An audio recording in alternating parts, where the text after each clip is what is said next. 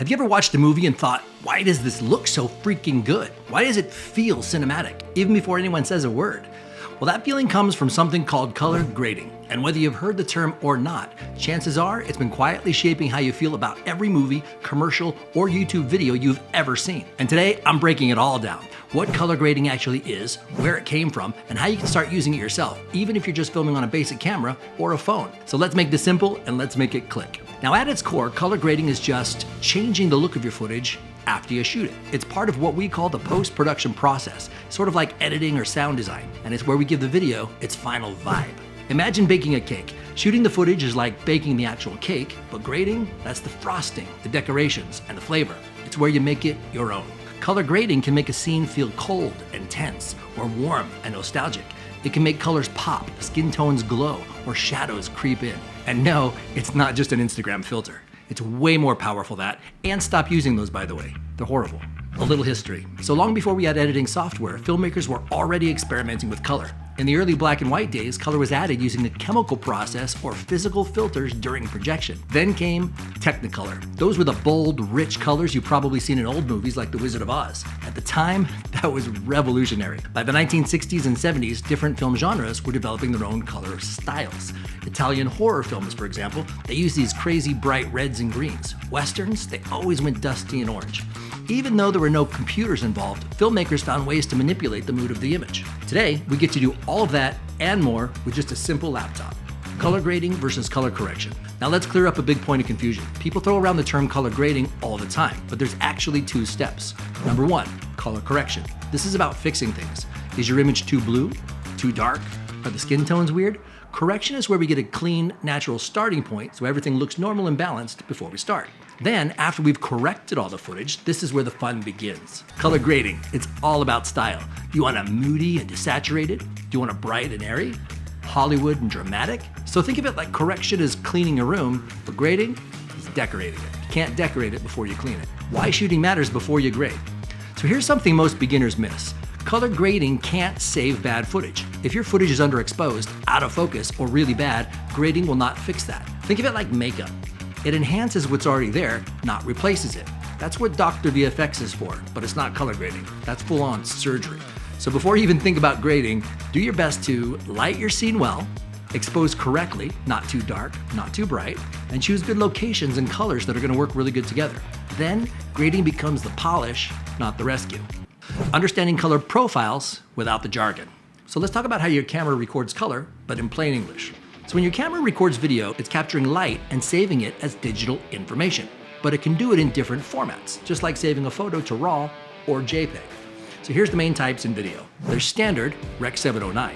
This is kind of like a JPEG. It's a photo with all the color and contrast already added. It looks great out of the pot, but you don't really have much room to change it later.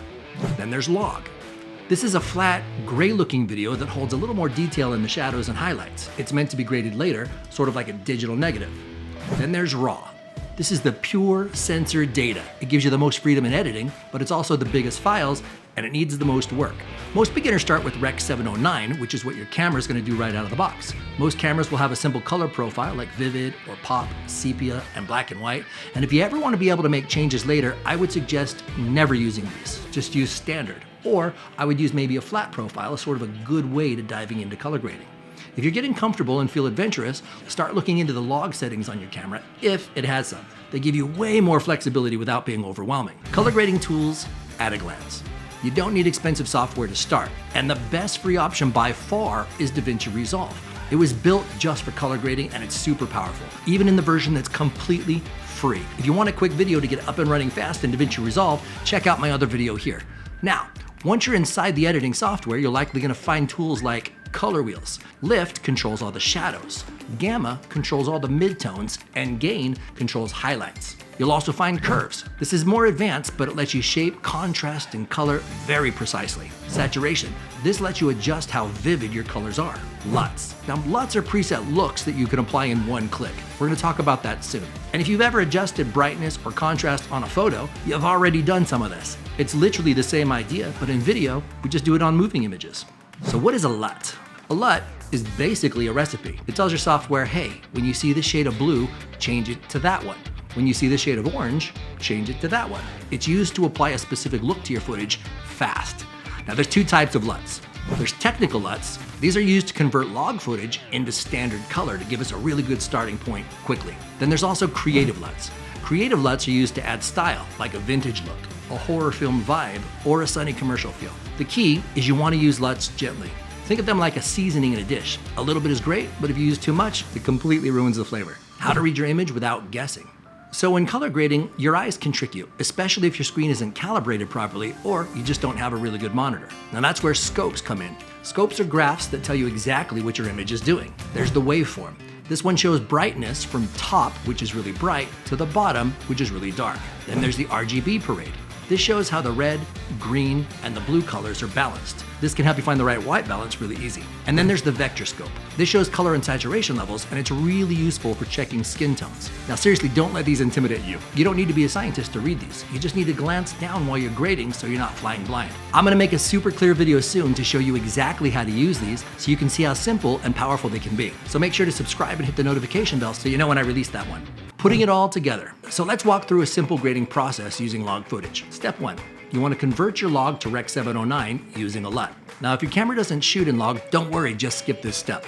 Otherwise, I'm going to put a link in the description that'll take you to a piece of log footage so you can practice. I'll also include a link to get a couple of free LUTs that I've created for you to get up and running fast. They work in DaVinci Resolve, Adobe Premiere, Final Cut Pro, and any program that can use one. Basically, you just drop it on your footage and it's good to go. Step 2, correct the white balance. Make sure it's not too warm or not too cold. 3, adjust the exposure.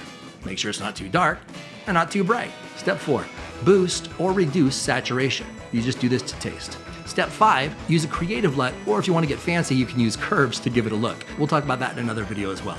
Step 6, go back and tweak the skin tones, which are the mids, the shadows, or the highlights again if you need. And that's it, you've just graded a shot. Color grading can feel super intimidating at first. All the graphs, the terms, and the tools, but it's really about one thing. It's just helping your story feel the way that you want it to. You don't need fancy gear, you don't need to be an expert, just start learning. Keep experimenting and trust your eye, but not more than the scopes. If this video helped you out, give it a like, hit subscribe, and let me know in the comments what kind of grading styles that you want to try. And if you want a downloadable cheat sheet of the concepts we've covered today, I've got one linked below. Keep creating, keep grading, and I'll see you guys in the next one.